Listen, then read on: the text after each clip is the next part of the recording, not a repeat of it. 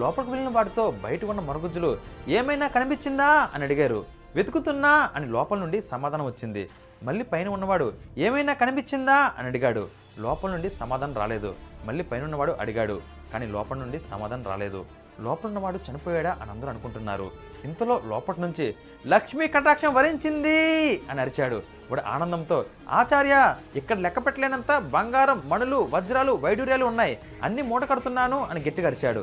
దానికి చాణక్యుడు, కేవలం బంగారం మాత్రమే మూటలుగా కట్టు, అంతకు మించి ఒక్క వజ్రమైన, వైడూర్యమైన, మణులైన మూట కట్టవద్దు అని చెప్పాడు. అలాగే ఆచార్య అని అక్కడున్న బంగారం అంతా తాళ సహాయంతో పైకి తీసుకుని వచ్చారు. అప్పుడు చంద్రగుప్తుడు, ఆచార్య, ఎందుకని బంగారం తప్ప ఇక మిగిలినవేవి వద్దని చెప్పారు అని అడిగాడు. దానికి చాణక్యుడు, ఏ కాలంలో అయినా ఎప్పటికైనా ఒక వస్తువుని అతి సులువుగా ధనంగా మార్చదగినది ఒక్క బంగారం మాత్రమే. మనం దోచుకున్న ఈ బంగారాన్ని ఎంతో సులువుగా ధనంగా మార్చుకోవచ్చు. అదే వజ్రాల్ని, వైడూర్యాల్ని